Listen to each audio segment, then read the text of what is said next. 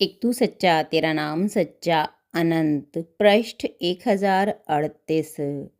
सतपुरुष बाबा full संदे वाले कहते हैं, हे परमेश्वर, दुखी आत्माएं सांझ के अंधेरों में अपनी आंखों में अनंत आंसू लिए मुझसे मिलती लिपट लिपट रोती हैं।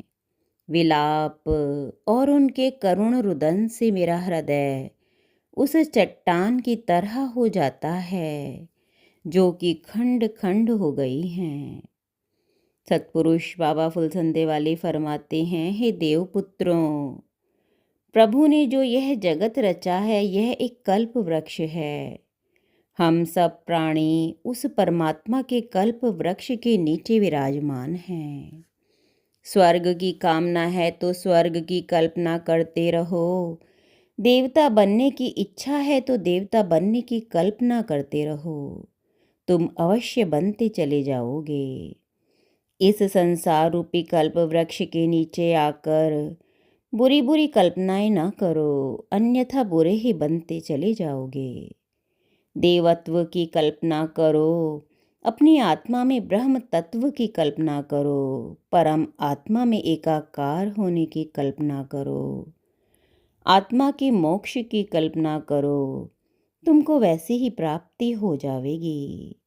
भोग विलास की कल्पना ना करो, उससे द्वंद्व, अशांति, दुख, विष और जन्म मरण के क्लेश की उत्पत्ति होती है।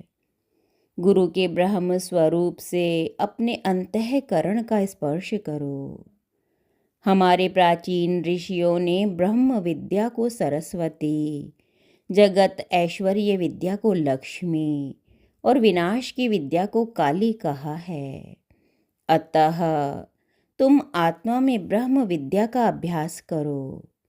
यदि मानव के द्वार मर्यादा है तो जीवन है, शांति है, अन्यथा संसार में मनुष्य का जीवन ही नहीं। जब तक मर्यादा नहीं आएगी तब तक किसी भी राष्ट्र में और जीवन में शांति आ ही नहीं सकती।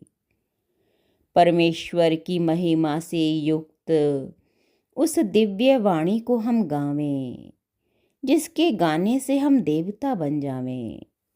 ऐसी मायावी वचन हम ना गावें जो हमें मनुष्यत्व से गिराकर पशु और असुर बना दे। हमारे भीतर देव वृत्ति बनी रहे। देव समाज में बैठकर हम देववाणी पर विचार करें। अपनी त्रुटि को देखकर जो दूसरों के गुण धारण करता है, संसार में दूसरों के कल्याण की भावना जिसके हृदय में रहती है, वे देवता बन जाते हैं। वे दूसरों की निंदा नहीं करते हैं। वे आत्मा की व्याहतियों को जानते हैं। जो दूसरों की निंदा करते हैं वे देवता नहीं हैं। जो मन की बुरी वृत्ति के पीछे पीछे गमन कर रहे हैं वे बुरे ही बन जाते हैं। जो प्रकाश में चलते हैं वे देवात्माएं हैं। जो अंधकार में चलते हैं वे दुष्ट आत्माएं हैं। वे ही असुर हैं। अतः तुम देवत्व की साधना करो। एक तू सच्चा तेरा नाम सच्चा।